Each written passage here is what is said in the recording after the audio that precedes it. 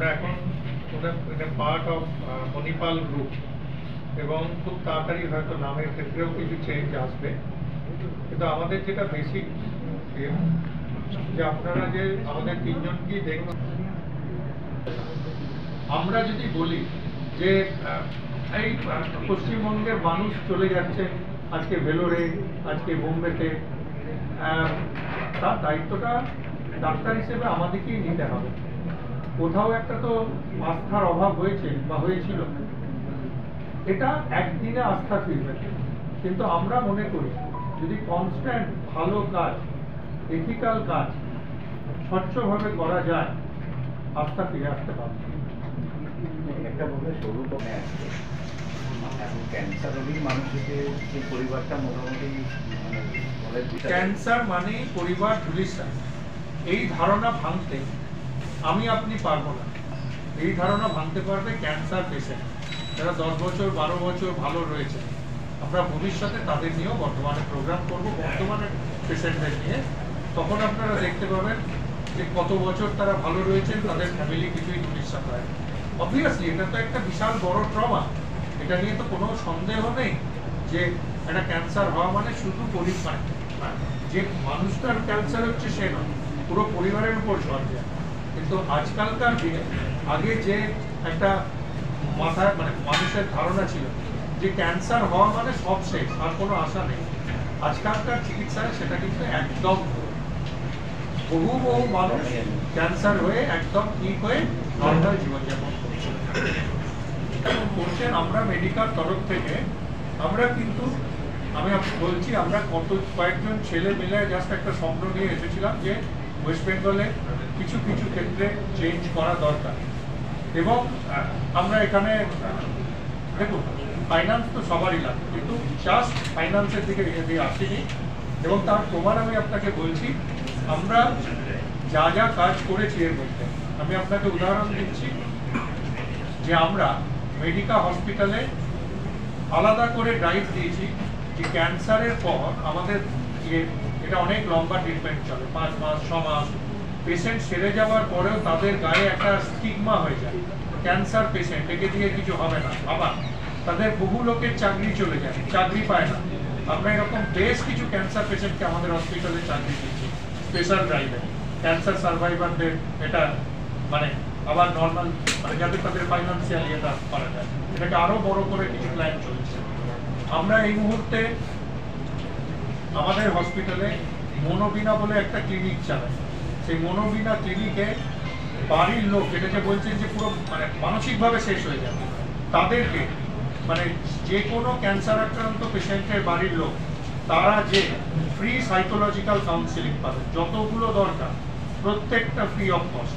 এবং তার জন্য সেই পেশেন্টের ট্রিটমেন্ট আমাদের হসপিটালে হতে হবে এরকম না, যেখানে খুশি ট্রিটমেন্ট চলছে ক্যান্সার পেশেন্ট তার বাড়ির লোক সাইকোলজিক্যাল সাপোর্ট, আমাদের ডেডিকেটেড সাইকোলজিস্ট আছে, সপ্তাহে 2 দিন, সেই ফিক্সড টাইম আগে থেকে অ্যাপয়েন্টমেন্ট নিতে হয়, ফ্রি অফ কস্ট এটা আমরা প্রোভাইড করি। যাদের এন্ড স্টেজ ক্যান্সার পেশেন্ট আমরা তাদের ক্ষেত্রে আর কোনো ট্রিটমেন্ট নেই, আমরা বলি প্যালিয়েটিভ কেয়ার, মানে তাদের ব্যথা যন্ত্রণা দূর করা। আমরা জানি তারা আর হয়তো কয়েক মাস বাঁচবে, সেই রকম ক্যান্সার পেশেন্টদের ক্ষেত্রে তাদের একটা মিনিমাম ওষুধ নেয়, একটা ড্রেসিং করার জন্য বাড়িতে আসতে হয় এবং হসপিটালে আসতে হয়। এসে হয়তো ধরুন ডাক্তারের চেম্বারে 2 ঘন্টা 3 ঘন্টা ওয়েট করতে হয়। তাদের ক্যান্সারের যন্ত্রণা থেকেও এই যন্ত্রণা বাড়ে, বারবার আসতে হয়। আমরা এই পেশেন্টদের জন্য হোম বেসড প্যালিয়েটিভ কেয়ার শুরু করেছি। আমরা প্রায় নিখরচায় জাস্ট যেটুকু যা এই ওষুধপত্র ইত্যাদি যা বা মিনিমাল একটা কস্টে আমরা বাড়িতে যে আমাদের হসপিটালের সারাউন্ডিং 15 কিলোমিটার রেডিয়াসে এই সমস্ত পেশেন্টদের বাড়িতে যে ডাক্তার নিজে ট্রিটমেন্ট করে দিয়ে আসে। ঠিক আছে, সেটা আমাদের ডেডিকেটেড প্যালিয়েটিভ কেয়ার উইং আছে। এবং আমরা খুব তাড়াতাড়ি আমরা ডেটটা ডিক্লেয়ার করব। আমরা যেটা করেছিলাম, আমরা প্রত্যেকটা ক্ষেত্রে, এবং যেটা আমি বললাম আমরা একটা ফিক্সড প্যাকেজ, যেটা ওয়েস্ট বেঙ্গল নয় ভারতবর্ষের কোনো হসপিটাল আজ অব্দি সাহস করেনি। আমরা এটা করতে পারছি কারণ আমাদের প্রত্যেকজন ডাক্তার টাটা মেমোরিয়াল হসপিটালে থেকে প্রায় এসেছেন, প্রায় সবাই 2-1 জন, তারাও খুব ভালো। এবং আমরা দেখেছি যে আমাদের হসপিটালে অপারেশনের কমপ্লিকেশন রেট এত কম, তাই আমরা এই ফিক্সড প্যাকেজ, আমার ধারণা জাস্ট ওয়েট করছি, একটু নাম চেঞ্জের ব্যাপার আছে হসপিটালে, তারপর আমরা এই ফিক্সড প্যাকেজে যাচ্ছি সমস্ত কিছু। মানে পেশেন্টকে আমরা যেটা কমিট করবো ঠিক সেই টাকাই নেওয়া হবে। তাকে যদি 2 দিনের জায়গায় 5 দিন আইসিইউ থাকতে হয় তাহলেও 1 টাকা এক্সট্রা দেবে, ঠিক আছে? বা তাকে যদি একবারের জায়গায় 2বার মানে সেম অ্যাডমিশনে আবার একবার অপারেশন করতে হচ্ছে, ব্লিডিং হচ্ছে, বা 7 দিনের জায়গায় 11 দিন 12 দিন টোটাল থাকতে হচ্ছে, কোনো এক্সট্রা খরচ নেই। তো সেই জায়গা সেই সাহস দেখানোর ক্ষমতা রাখতে গেলে আপনার সেরকম ক্লিনিক্যাল টিম থাকতে হয়, ওই আর ফরচুনেট সেটা। এর বাইরে আমরা যেটা বলছিলাম, আমরা আরেকটা অ্যানাউন্স করেছি অলরেডি, এই ক্যান্সার পেশেন্টদের নিয়ে গ্রুপ থিয়েটার করছি, এবং সেই গ্রুপ থিয়েটার ডিরেক্ট করছেন, আপনারা নাম শুনেছেন, চন্দন সেন, যিনি খুব বিখ্যাত নাট্য ব্যক্তিত্ব, সিরিয়ালে থাকেন। চন্দন সেন নিজে একজন ক্যান্সার সার্ভাইভার, তিনি এটা ডিরেক্ট করছেন, এবং এটা কলকাতার একটা খুব বড় অডিটোরিয়ামে হবে। আমরা খুব তাড়াতাড়ি তার ডেট সময় ডিক্লেয়ার করব, যেখানে অভিনয় করবেন সমস্ত ক্যান্সার সার্ভাইভার, যারা ক্যান্সার থেকে সঠিক। আপনি যে বলছেন যে আপনার কথাটা আংশিক সত্য, ফার্স্ট স্টেজ বা সেকেন্ড স্টেজে ধরা পড়লে সুস্থ হয়, আমি বলছি থার্ড স্টেজ বা ফোর্থ স্টেজে ধরা পড়লেও সুস্থ হয়, ঠিক আছে? হয়তো পার্সেন্টেজের কম বেশি আছে, কিন্তু আজকালকার যে ট্রিটমেন্ট ফার্স্ট স্টেজ সেকেন্ড স্টেজে ধরা পড়লে বেশিরভাগ প্রায় সবাই সুস্থ হয়। থার্ড স্টেজ ফোর্থ স্টেজেও কিন্তু খুব ভালো অংশের পেশেন্টকে ভালো হবার চান্স আছে। সুতরাং এটা এরকম নয় যে আমার অ্যাডভান্স স্টেজ মানে আমার ট্রিটমেন্টের দরকার। টাইম দিন আমাকে একটু, তাহলে পেশেন্টের সাথে করতে হবে।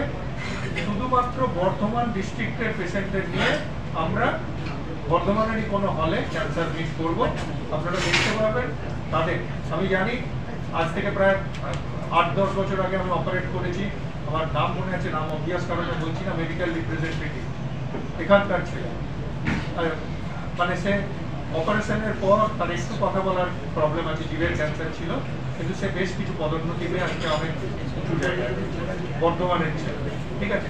এরকম আমি আপনাকে অজস্র উদাহরণ দিতে পারি এবং সামনে এনে রাখতে পারি, যে আমি বলছি সমস্ত ক্যান্সার জেনেটিক।